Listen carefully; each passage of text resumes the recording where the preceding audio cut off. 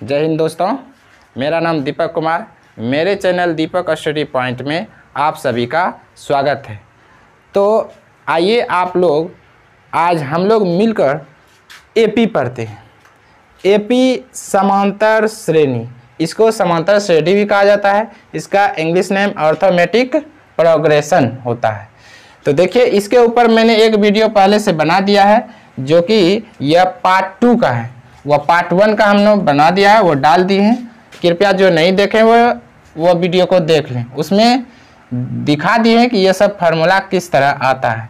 तो आज जो है हम लोग इस फार्मूला के आधार पे कुछ सवाल बनाकर इसको कैसे अप्लाई करना है, इसे हम एक उदाहरण से समझते हैं। जैसे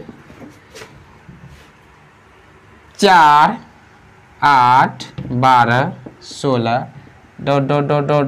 40। तो संख्याओं का ऐसा क्रम जिसमें लगातार दो सदस्यों के बीच का अंतर समान हो। जैसे इस दोनों के बीच का अंतर कितना है? 4 है। इस दोनों में भी बीच का अंतर 4 है। इस दोनों में बीच का अंतर 4 है। तो इस तरह संख्याओं का ऐसा श्रेणी समांतर श्रेणी कहलाता है। और इसका जो यह प्रथम, जैसे 4 हुआ तो इसको हम लोग प्रथम पद बोलते हैं, फर्स्ट टर्म, जिसको हम लोग A1 से लिखते हैं। इसको सेकेंड टर्म, इसको A2 से लिखते हैं। इसको A3 से, और इसी तरह डॉट डॉट डॉट, या अंतिम पद हो गया तो इसलिए इसको AN से या TN से या L से। इसका 3 नाम है। इस तीनों नाम से हम लोग इसको लिखते हैं।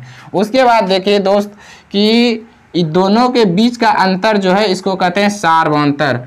तो इसको हम लोग D से लिखते हैं, कॉमन डिफरेंस, इसको D से लिखते हैं। और D बराबर जो फार्मूला होता है वह होता है कि ज़्यादा माइनस कम, मतलब अगले टर्म माइनस जस्ट उसके पिछले टर्म। तो जैसे A3 तो इसका जस्ट पिछला क्या होगा? A2। अगर जो लिखेंगे A5 तो इसका जस्ट पीछे वाला टर्म क्या होगा? A4। उसी तरह यहाँ A3 का मान मान लीजिए जैसे 12 है तो A2 का मान कितना होगा? तो 8। दोनों में घटा देंगे तो 4। तो देखिए, इस तरह से कोई भी एपी का हम लोग कॉमन डिफरेंस इस फार्मूला से पता कर लेते हैं। अर्थात D बराबर क्या होगा? जिस टर्म को हमको लिखना है, जैसे A10 लिख रहे हैं तो जस्ट उसके पीछे वाला टर्म अर्थात A9 लिखेंगे। इससे हमको D प्राप्त होगा। तो हम लोग एक पहला फार्मूला जो है कि D प्राप्त करने के लिए सीख गए। अब देखिए, कुछ ऐसा होता है सवाल। देखिए कुछ क्वेश्चन है। तो देखिए एक क्वेश्चन इसका है कि कोई भी एपी का मान लीजिए प्रथम पद 4 है और सार्वंतर पद 5 है। तो कहा कि इस एपी का 13वां पद क्या होगा? तो भाई 13वां पद निकालने के लिए हम लोग क्या करेंगे? इसका फार्मूला जो यूज करेंगे A + 12D। मतलब कोई भी अगर एपी का कोई भी पद कहे निकाले, मान लीजिए 30वां पद का, तो इसके लिए क्या फार्मूला करेंगे? A + 29D। मतलब जितना पद कह रहा है उससे एक कम। अगर मान लीजिए A 40वां पद कह रहा है तो A + या 29 होगा, तो A + 39D। और इसी तरह A 45 अगर कर रहा है तो A + 44D। मतलब इससे हमेशा एक कम। तो उसी तरह अगर 13वां कर रहा है तो A का मान 4 है, 12 तो 12 ही है, D का मान 5 है। तो 4 12 5 60, 60 और 4 64। तो ये आ गया आंसर।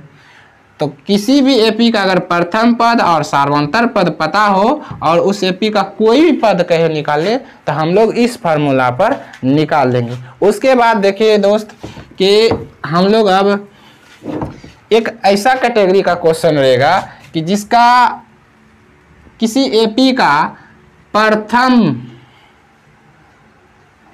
किसी एपी का 5वां पद 25 हो और 7वां पद 35 हो, तो उस एपी का प्रथम पद क्या होगा और सार्वंतर पद क्या होगा? ये दोनों कहाँ निकालने थे। इसके लिए हम लोग क्या फार्मूला लिख सकते हैं? तो इसको बनाना कोई बड़ी बात नहीं है, तुरंत आसान से आंसर आएगा। देखिए A5 को हम A5 बराबर कितना दिया गया 25। A5 को क्या लिख सकते हैं A प्लस 4D बराबर 25। उसी तरह A7 को क्या लिख सकते हैं तो A प्लस 6D बराबर कितना 35। तो समझ लीजिए समीकरण क्या हो गया एक, यह हो गया 2। तो हम लोग जो है कि विलोपन विधि से इसको सॉल्व कर लेंगे। तो यहाँ देखिए कोई एक टर्म को कैंसिल करना है तो इसके लिए यहाँ क्या लिखना पड़ेगा दोस्त कि इसको इसमें घटाना है। तो यहाँ क्या लिखेंगे घटाने पर, तो हर जगह अपने मन से माइनस लगा देंगे। तो देखिए ये दोनों कट जाएगा और ये 6 में 4 गया तो -2D, और इधर तो 35 में 25 गया तो -10, माइनस माइनस कैंसिल, 5 दूना 10, मतलब D का मान 5 आया। और D का मान 5 किसी भी समीकरण 1 में रख देंगे। तो समीकरण 1 में चलिए D का मान रखते हैं। तो D का मान देखिए 4 और D का मान है कितना तो 5 और इधर 25। तो A और यहाँ 4 5 20 और 25। तो देखिए 20 है प्लस में उस हो जाएगा तो माइनस में, तो 25 माइनस 20, तो A का मान कितना आ गया 5। तो D का मान भी 5 और A का भी मान 5। तो इस तरह हम लोग कोई भी सवाल रहेगा तो इस तरह हम बना देंगे। अब देखिए कुछ इस कैटेगरी का सवाल रहेगा, कुछ इस कैटेगरी का कि कोई क्वेश्चन है, कोई AP में है एक क्वेश्चन जो कि प्रथम पद मान लीजिए 10 है, 10 है, 20 है, 30 है, डॉट डॉट डॉट डॉट, तो इसका अंतिम पद क्या होगा। लेकिन इस पूरे AP में जो पद होगा तो पदों की संख्या 15 है, मतलब इसमें टोटल ऐसा 15 पद है। तो वह अंतिम पद कौन होगा, क्या होगा। तो इसके लिए अंतिम पद पूछ रहा है तो हम लोग 3 नंबर फार्मूला का यूज करेंगे। तो क्या लिखेंगे an बराबर क्या होगा A plus n minus 1 into D। तो देखिए दोस्त A का ये तो प्रथम पद तो कितना हो जाएगा 10 हो जाएगा, फिर n इसमें टोटल पदों की संख्या कितना है 15 है, फिर देखिए D मतलब इस दोनों में अंतर कितना का है तो 10 से 20 बढ़ रहा है, तो अंतर भी संयोग से 10 ही है, तो 10 हम लोग बैठा देंगे।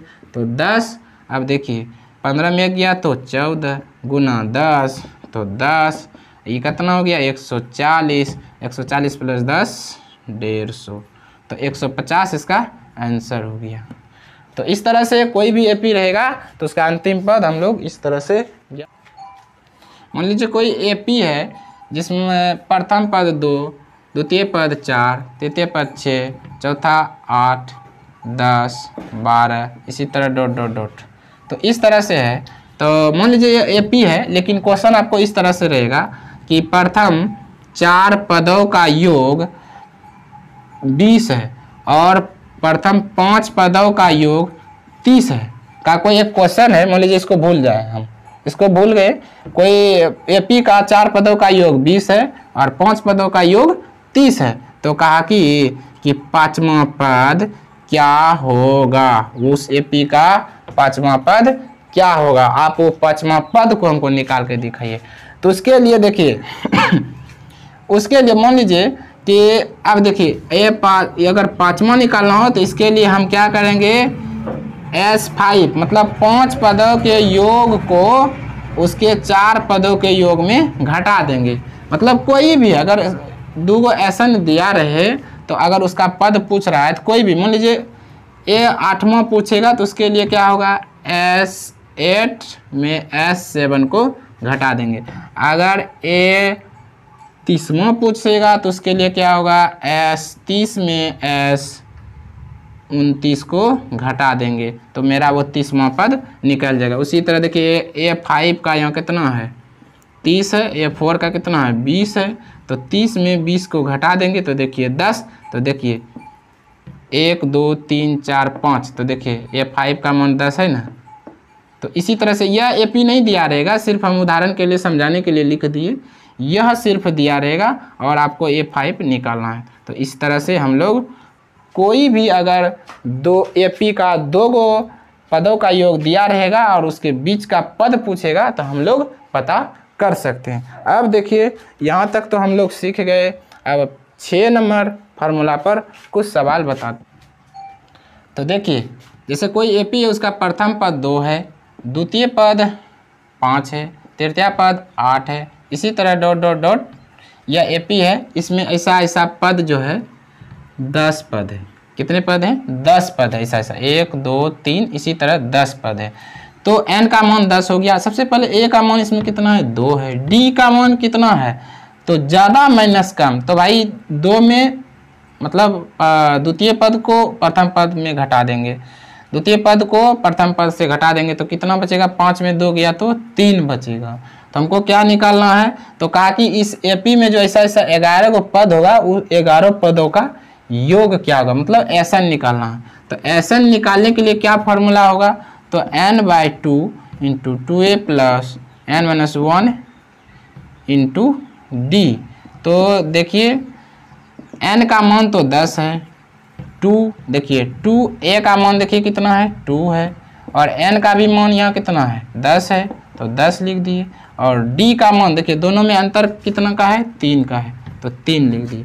तो देखिए ये 5 बार में कट गया, तो यहाँ 5, तो 2 दूना 4, और 10 में गया 9, 9 गुना 3 करेंगे, 9 गुना 3। तो देखिए 5 4 9 27, तो 5 गुना 27 और प्लस 4 तो कितना गया? 31, 31 5 करेंगे, 5 दिया 15, तो 100 कितना हो गया? 55 हो गया। यह हो गया आपका आंसर। तो इस फार्मूला से आपका 4 चीज में कोई भी एक चीज एब्सेंट रहेगा तो निकल सकता है। या तो एसन दिया रहेगा, एन पूछेगा, एन निकालना है, या एन दिया रहेगा, ए निकालना है, अगर ए दिया रहेगा तो डी निकालना है। तो इसी चारों में से कोई एक चीज एब्सेंट रहेगा, उसको निकालना है। अब देखिए इस फार्मूला पे हम लोग सवाल बनाते हैं। तो यह फार्मूला पर देखिए किस तरह से सवाल बनेगा कि एक एपी है, देखिए एक एपी है, उसका प्रथम पद जो है कि 4 है और सार्वंतर पद जो है कि 5 है, और उस एपी का अंतिम पद, उस एपी का अंतिम पद जो है, अंतिम पद 40 है। अंतिम पद कितना है? 40 है। तो कहा कि इस एपी का एसन क्या होगा, और कहा कि इस एपी में जो है पदों की संख्या 8 है। तो बोला कि इस एपी का एसन क्या होगा। इस तरह से क्वेश्चन है कि प्रथम पद 4 है, सार्वंतर पद 5 है और अंतिम पद 40 है, और इस एपी में जो एपी बनेगा उसमें टोटल 8 पद हैं, तो एसन क्या होगा। तो इसके लिए हम लोग साधारण सा कौन सा फार्मूला का यूज करेंगे? तो यह फार्मूला का, जिसमें एन दिया रहे, एन दिया रहे या टीएन दिया रहे, एल दिया रहे, तो ये छोटा वाला फार्मूला का यूज करेंगे, ये छोटा वाला फार्मूला का। तो इसके लिए हम क्या लिखेंगे? n/2 into A plus A N. तो भाई n का मान कितना है? 8 है, a का मान कितना है? तो 4 है, और an का मान 40। तो देखिए 4 बार में कट गया, तो 4 और ये 40 4 44, तो 4 चौक 16, अच्छा चौक 16 1 17 176। तो इस तरह के सवाल में आपका डी का कोई उपयोग नहीं हुआ, तो डी नहीं भी रह सकता है, तो उससे भी। तो इस तरह के सवाल में जो है कि हम लोग यह फार्मूला को यूज करेंगे 6-7 नंबर को। तो अब देखिए आप लोग ज़रूर इससे समझ गए होंगे। अब हम लोग जो है कि एक एपी है, एक इस तरह से एक सवाल है कि एक एपी है जिसका सार्वंतर देखिए, एक एपी है 5 10 15 डॉट डॉट डॉट डॉट। इसी तरह मान लीजिए अंतिम पद इसका जो है 75 है, इस एपी का अंतिम पद 75 है। तो अगर इधर से पूछेगा कि 5वां पद कौन होगा, अगर इस इधर से पूछे कि 5वां पद कौन होगा, A5, तो इसके लिए हम लोग A5 अगर पूछे तो खूब अच्छा सा है कि इसके लिए हम लोग क्या बताए थे कि अगर ये 5वां पूछे तो A+4D। ई था किसके लिए फार्मूला कि इधर से, लेकिन अगर इधर इसके अंतिम पद से 5वां पद कौन होगा, यह एपी है, इसके अंतिम पद से 5वां पद कौन होगा, तो इसके लिए देखिए, इसके लिए यह फार्मूला का उपयोग इस जगह नहीं करेंगे। इस जगह क्या करेंगे हम लोग, एपी को ही पलट देंगे। तो जैसे ये 75 है तो 5 5 का डिफरेंस है, तो इसका मतलब लास्ट वाला 75 है, तो इससे पहले क्या हो जाएगा, इससे पहले अब जो है क्या होगा, यह 70 होगा, उसके पहले क्या होगा 65 होगा। इसी तरह डॉट डॉट डॉट कितना 15 और फिर 5 और फिर 10 और फिर 5। अब जो है इस तरह से हम लोग बना लेंगे। तब यहाँ ए का मान कितना हो जाएगा 75, और डी का मान, डी का वैल्यू क्या बोले थे A2 माइनस A1। अब A2 का मान यह कम करेगा A1 का ये, तो A2 का मान है 70, A1 का मान 75, तो 70 में 75 गया तो -5, तो डी का मान कितना निकला -5। जब डी का मान -5 निकला तो हम लोग अब क्या करेंगे, इधर से निकालेंगे। तो अब AP को पलटा ही दिए तो अब वही फार्मूला लगाएंगे, क्या A5 का मान पूछा है, तो अंतिम से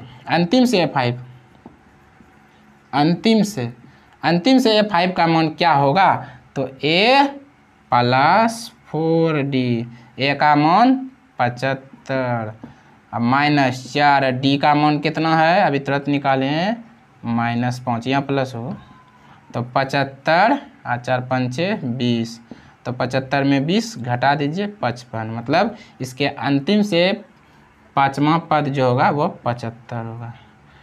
तो आप लोग ज़रूर इस समझ गए होंगे इस एपी को। फिर अगले क्लास में मिलते हैं। जय हिंद।